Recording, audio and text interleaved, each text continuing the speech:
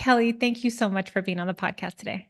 Oh my gosh, thank you for having me, Lupe. It's an honor. I like to start every interview by asking guests, as a kid, what did you want to be when you grew up?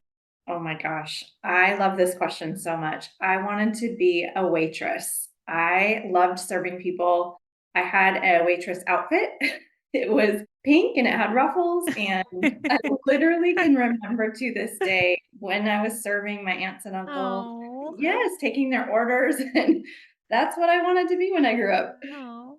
And how do you think that connects to what you do today?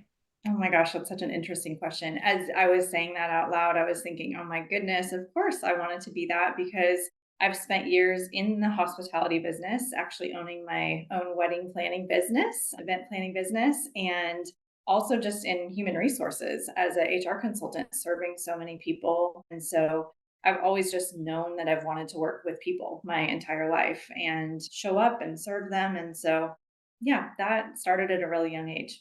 I see that. And as you were talking about serving people, I'm like, oh, that's what you do.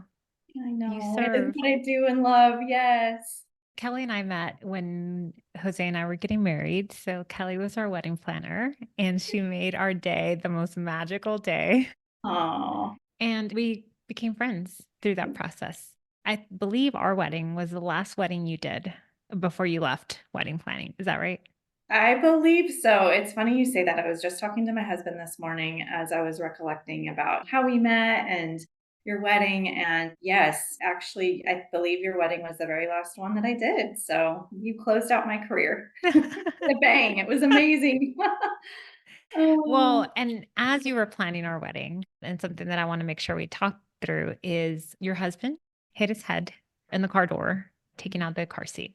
yep. And you actually had to take like a month off while we were planning the wedding because it was just this like Oh my gosh. accident that happened that set off a whole bunch of other things, which probably, I assume you probably talk about before that happened and after. It's like one of those big moments in life. And do you mind sharing what was going on in your life as when Yeah. that happened? Yeah. Oh, it's wild when you bring that up. It's been so long ago now, but it also feels like yesterday. At the time, I had a thriving wedding planning business, and Chris had a thriving IT consulting practice. And we were really living the American dream. Both of us had the dream and passion to own our own businesses and create a lifestyle that would allow us to be home with our kids and Hmm. just really create our own hours and work from wherever. And so we had all these really great, grandiose plans and still do. They just turned out a little different. And so when he hit his head on our car door, and you're absolutely right, he was putting my little guy in and he hit the temple of his head on the car door, and that triggered a concussion. And overnight, our life changed. He experienced a year of concussion syndrome. Basically, the concussion wasn't getting better. We lived in the dark literally for about a year. And at the time, I had an 18-ish month old little guy and a 5-year old. And talk about a challenge when you have your own business. He had his own business, like I said, and two little guys. And you don't know what to do. You're going to so many doctors trying to get answers for why isn't he getting better? It was such a frustrating time because I could see him in so much pain. He wasn't able to work or drive. His vision was completely impaired. And so concussions are supposed to get better. You know, you're supposed to heal, your brain is supposed to heal, and his was not. And so after a year of just trying neurologist after neurologist, the long story short is that we actually found a cyst. Everybody had called it a cyst, but it actually ended up being a pretty fairly large sized tumor that was drilling a hole through his skull. So we found an amazing neurologist that was a neurosurgeon, still is our surgeon to this day, and he took us into emergency brain surgery. And we've had 7 brain surgeries since. Who's counting? Oh my God. We could talk for hours just about that. But to get back to your question, yeah, it was just an incredible experience where you never think it's going to happen to you, right? And then Hmm. one day everything changes and unfolds in a way that you weren't prepared for. Our life has just been a series of different events that we've had to work through and fight through, fight for your health, fight for answers, and things like that, and reinvent ourselves with work and family life and things like that. So, Yes. Oh my gosh. As you're talking, it's like, oh my God, 7 surgeries. 7. And, they're not little, they're brain surgeries. And so every surgery is really serious and has complications where you're talking about life and death. And so I think I just have a different perspective now on life in general and what's important to me. And I have a different compassion too for people that are going through different crisis in their lives, whether it's medical or something else. So, Yeah, and I hear it too in your voice as you're talking. There's like wisdom there, oh, compassion. thank you. Yeah, I don't know until you go through something if you know exactly how to have that compassion because I try to have compassion for people. As I mentioned, people are the heart of what I do. And at the same time, unless I had been through an ICU experience, for example, I would never have really understood how to help someone else that's going through ICU. And now, whenever I hear that, I'm like, oh my gosh, I want to reach out to that person and just love on them and see how I can help and things like that. So, Yeah. Okay, so you're going through this period. So this was over the course of we've been married 8.5 years. I It'll be know, 9 years. it's incredible. Oh my goodness, So yes. this is all happening over the course of what, 7, 8 years? Yeah, yeah, it's been 8 years now. Mhm. Tell me about you. What was happening career-wise for you? You became the sole breadwinner I for did, your household. So tell yeah. me about all of the career changes that were happening for you, how you were thinking about, okay, there's this very stressful situation going on that's taking a lot of energy and you Mhm. have your 2 kids. What's going on over this period? Tell me Oh, because I think man. there's so many things that you can share that can help the audience that you've learned through this Yeah, process. And yeah.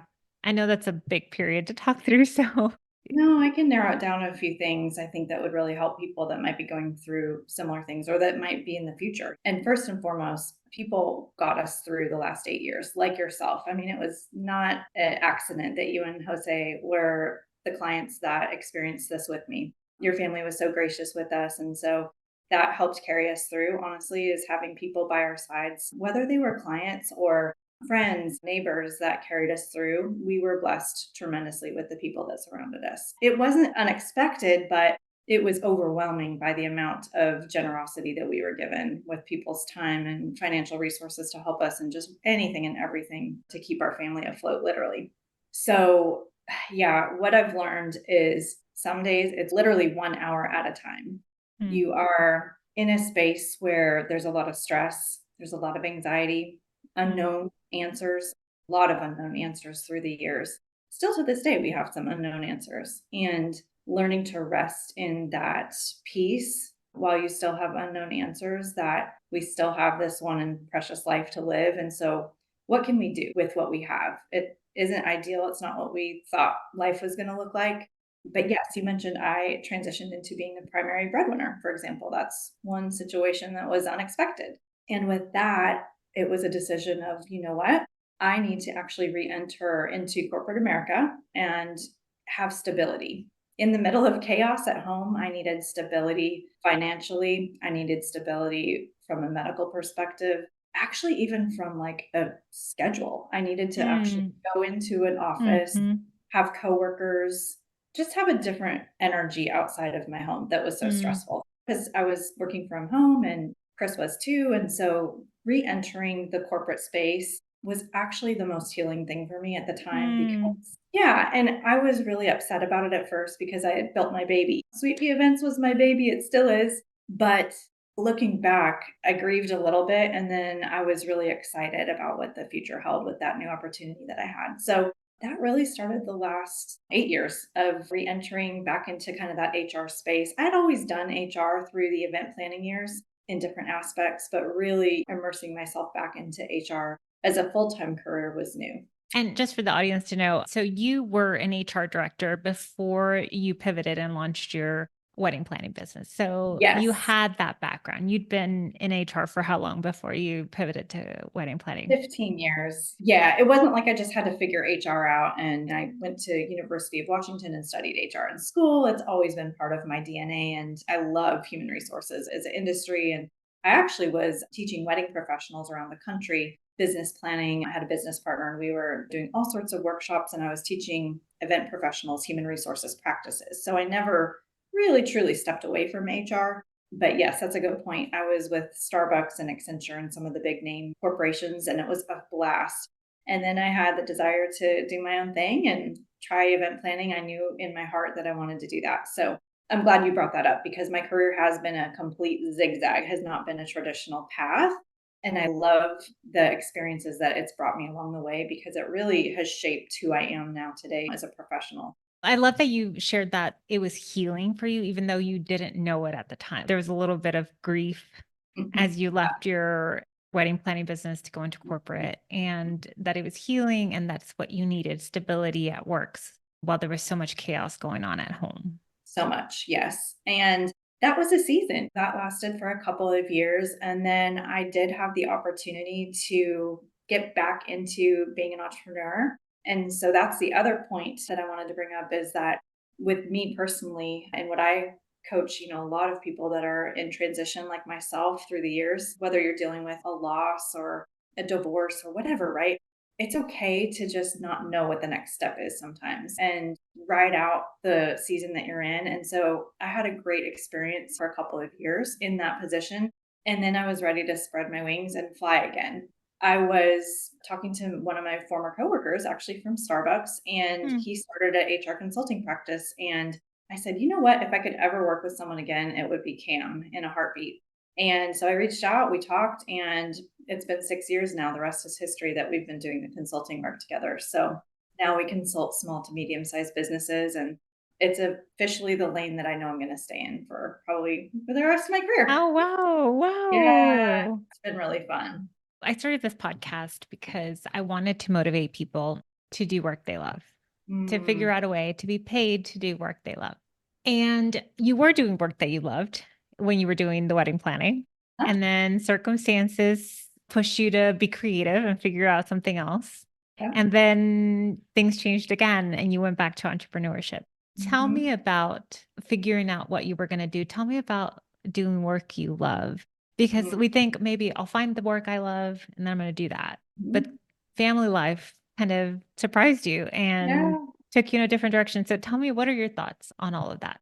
For me, I am never just in a place where I'm always comfortable. So I'm always thinking about what's going to bring me joy. Mm, And mm, I'm always paying attention to cues if I feel off or if I feel like I'm not fulfilling something for me and my family with my career, then I evaluate what is going on. Is it the mm, job? Is it my schedule? Am I overworking myself? There's so many different variables that can play into that.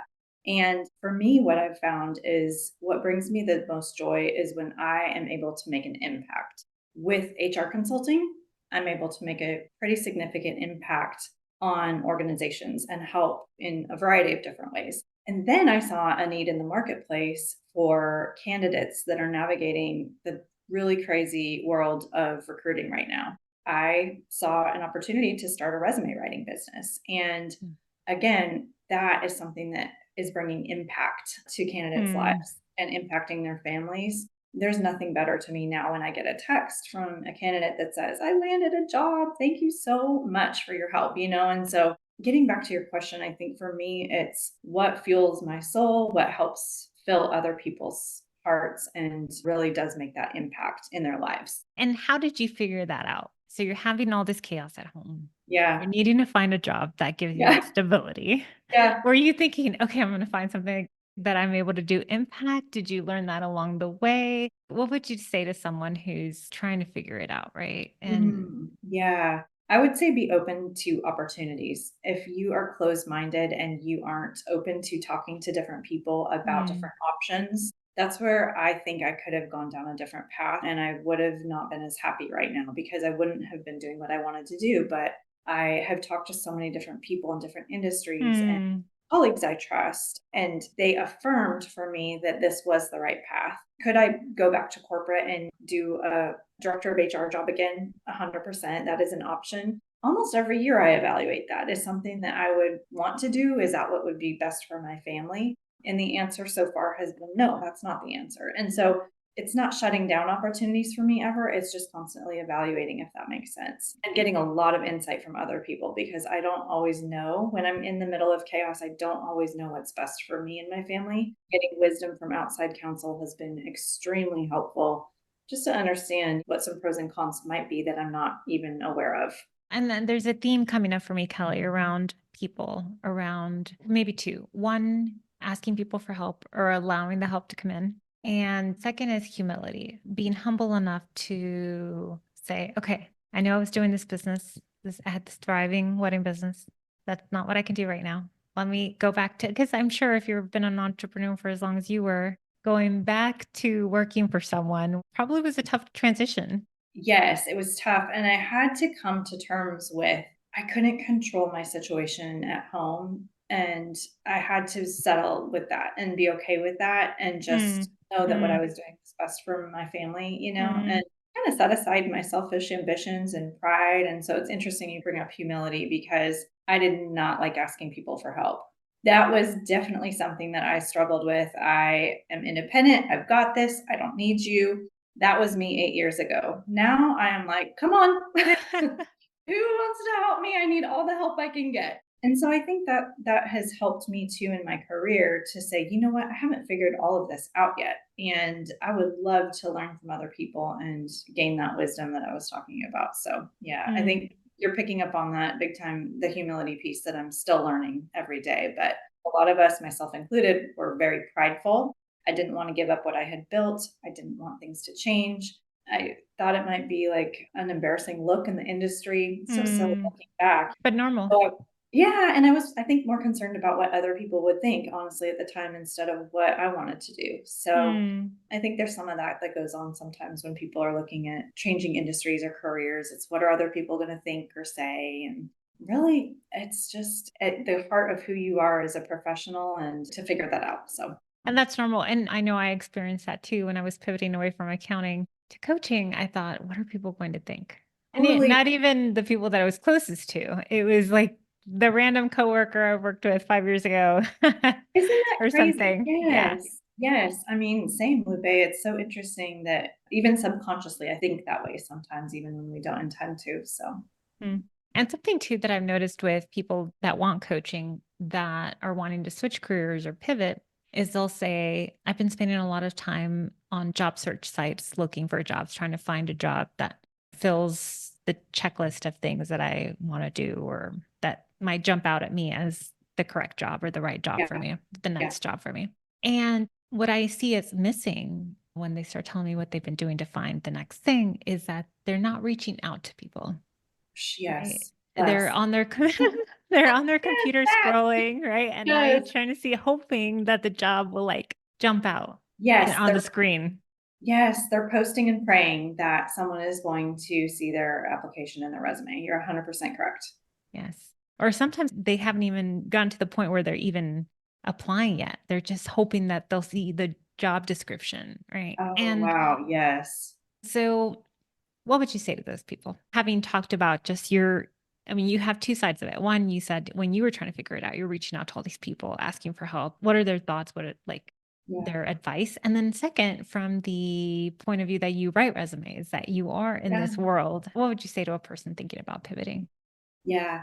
I think the first thing is that you have to be comfortable taking risks, even if it's going to feel uncomfortable, because the people that tend to not find their dream job or explore different opportunities, they're usually too afraid of what's change going to look like and feel like. And Hmm. so for me and myself included, like I mentioned, I didn't want to change industries. I loved what I was doing.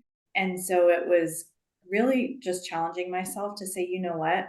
This potentially could be the next step that is going to be the best season of my life. And so if I am closed minded, Hmm. I'm going to potentially miss out on some opportunities that are even better for me than what's been going on for the last decade in my life. And so that was me, for example. For candidates that I work with on the resume side, it's similar. I Hmm. think that they are also afraid of leaving what's comfortable. They may have been in a job or an industry for 5, 10 years. They're comfortable with their commute, they're comfortable with their Hmm. coworkers. But I say, have you looked at what other companies are paying for the job you're in? And Hmm. then when you start to go, "Oh, wow, okay, I could be making 20% more," for example, if I were to leave where I'm at, then that starts to get the wheels turning for people. But I find that people are just very comfortable. It's that old book, Who Moved My Cheese, from years and years ago, being in HR. That was one of the first jobs that we had at bank I was at, and we had everybody read it, and it's still so true. Like, people just really resist change. So that is my biggest encouragement, is to really just stretch yourself. If things feel uncomfortable, put yourself out there.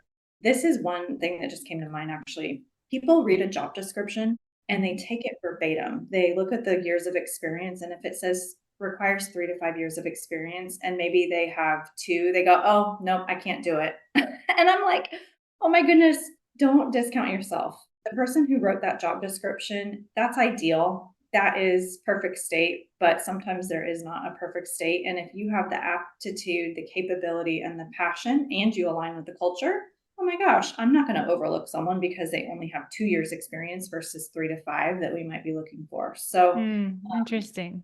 yeah, so candidates, male, female, it doesn't matter.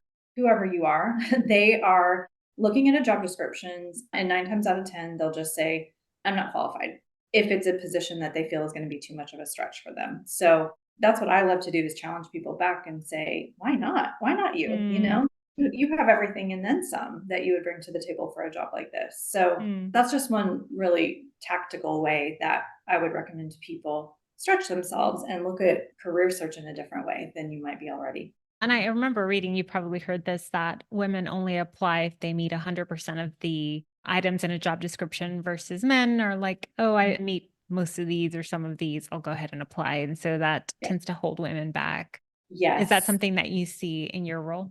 100%. I would say every single conversation I have with women Mm, is to exude some confidence in them so that they mm, can feel, yes, that they are qualified for the job and then some. Men do tend to err on the side of feeling that if they look at a job description, yeah, they could do it. And so sometimes it's not always the case, but yeah. it tends to be very female dominated where there is a lack of confidence. And so there's nothing that empowers me more than to be able to help empower other women to say, no, girl, you've got this. Like, apply for that job. What's the worst Sure. thing that's going to happen, by the way? You apply and it's a stretch. And if you go for it and you don't get it, oh, well, you tried. So, Yeah, there's an openness to it and also a risk, right? A risk of being rejected, which yes, takes courage, right? yes, And also, it makes me think of too what you were talking about, reaching out to people from Starbucks from when you were in corporate still, and that was 10 years ago or whatever. It can feel scary, intimidating to reach out to someone you haven't talked to in a long time yes. and ask them for advice, ask them for their time, ask them to a cup of coffee. It can feel very, very scary. Oh, totally, especially if they don't respond back to you or they say Hmm. no. It's the rejection factor that you just talked about. I think you hit the nail on the head with that actually, because it is. It's when someone gets a rejection notice from something they applied to, or they tried to reach out to a recruiter and they didn't get a response, or they tried to meet someone for coffee that's in another industry and they want to learn from and they get a no response or whatever. That rejection feels terrible. And I think you're onto something with that, where if you sit in that space too long, that's what's detrimental. So if you can look past that, and what I always say, I'm like, put your big girl pants and let's move right along. It's a new day. Oh, Yeah, because I am curious of how you think about it because you're this person who's just always been such a go-getter. You're so driven. You've had some really tough situations in the past 8 years that you've dealt with, yeah. some challenges, and you keep moving forward Yeah, always. I do. I just really believe that everything that happens to us is for us. And when you can have that perspective, it changes everything, because then you don't look at it like you're a victim. You look at Mm, it like, what can I use in this yucky situation to help other people? And so that's really been the perspective I've tried to have in dealing with some of this crisis and craziness that we've gone through. So still not easy. I don't want to sugarcoat it by any means. It's still challenging and it doesn't downplay what people are going through. It's just for anyone listening that's going through a difficult season, the storm doesn't last forever. There is growth that comes out of it, and the flowers are going to bloom and they might look different than the ones that you mm. thought you were planting, but the flowers are going to bloom and they're going to be beautiful and probably different than you thought they might turn out to be. Oh, I love that. And it makes me think of a tool that I share with clients all the time, which is when it comes to a challenge, we can be in one of three places. The first is victim, Mm, where this is happening to me. I'm powerless, I'm helpless, hopeless. The second is waiter, where we're waiting for the problem to go away, waiting for someone to come fix it, waiting for the motivation to do something about it. And then the third is creator, where we feel empowered to do something about the challenge or issue. And so it's interesting that you said, I didn't want to focus on being a victim or feeling like a victim to the situation. Yeah. You didn't wait for someone to come fix it. You got creative and you figured out a way to find work, to start a new business in a different industry. Yeah, You figured it yeah, out. I figured it out. I had a lot of people rallying beside me too, and that's the one thing I would also say is if you don't have a positive, uplifting community, that's definitely Mm, something that I would recommend seeking out. That could be a drain on you if you don't have that circle that's really going to mm, uplift you and help you navigate through the crisis. If they are also kind of playing that victim card with you, and yes, that can mm, really bring people down. And so I see that actually with resume candidates I work with. If their spouse is just depressed about their financial situation or whatever, that really takes a toll on that candidate.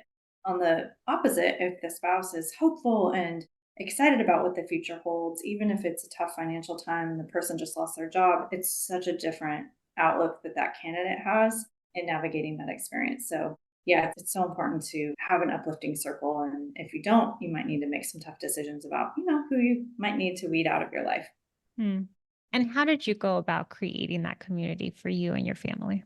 Oh, that's a great question. We have an amazing church. So, part of our support system has been people that we've met through our church. We have an incredible neighborhood. So, people that we do school with and life with, Mm, that has been a huge support system for us, especially through those pandemic years and navigating all the crazy that was on top of our own crazy. And I seek to be around people that are, I call them leveling up, people like yourself, Lupe, who challenge me to think differently and to learn and grow. I mean, you helped me in so many different ways through our coaching sessions. And so, really just surrounding yourself with people that have different perspective than you and mm, like I said earlier, can help you see things that you're not seeing at the time, I think is really mm, beneficial. So I don't want to be in a room full of Kellys. I want to be in a room full of totally different people that are, yeah, just up to different things, have different professional expertise, different personal life experiences. I think it just uplifts you if you can be around people like that are,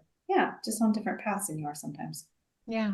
Well, and that reminded me too that you have always been this person who is willing to kind of open up and share. So when Chris first started going through leading up to that, maybe that first surgery, you started a caring bridge, which is like a website where family can just go and see the updates. Cause I'm sure you were getting bombarded with 100 text messages a day.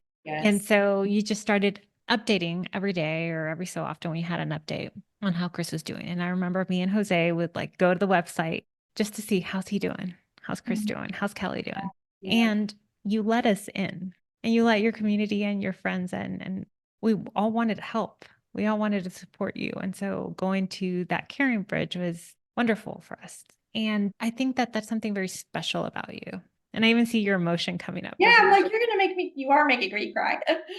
Oh, wow. Yeah, thank you. And the reason that I'm getting emotional about it is because I think a lot of us hold in our emotions without being vulnerable and opening up. What I learned through that experience in letting people like you and Jose in, you did want to help, you did want to be there for us. And I always felt like I was going to be a burden on mm, people. And instead, I found that people just wanted to love and pour hope into our lives and rally around us. And I was so guarded at first, I wasn't open. And then I came to a point where I literally just had to let it all go because it was out of my control what was happening to us. And I did want to let people in because I thought, you know what, if I can help one person through my story, mm, this will be worth it. The pain and the suffering that especially my poor husband's going through, if this can help one person, it's all worth it.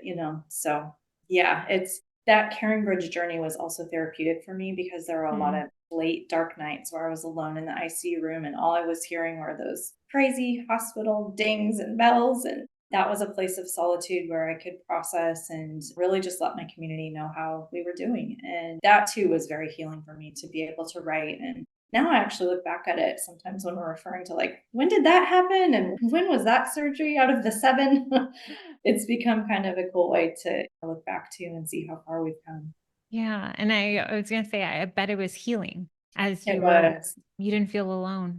No, because it can feel really isolating, especially when you have little kids and you're trying to keep them alive and Mm, be the positive one. And we're okay, guys, and you have to put the face on for your boys. And I think the thing too that I realized is they have learned so much and their resilience. mm, And that's a gift I never thought would happen through this process. I was always worried that they were going to be scarred. And we grew up in this crazy family. And now, with a 14-year-old, I'm able to talk to him about the benefits of this crazy life that we have. And he sees it. He's very mature. He's very kind. He's very compassionate. And so, just his character has been built through it too, which is neat. My 9-year-old doesn't really remember it because he was so little, but it's all he's really known, and so, yeah, he's just the life of the party.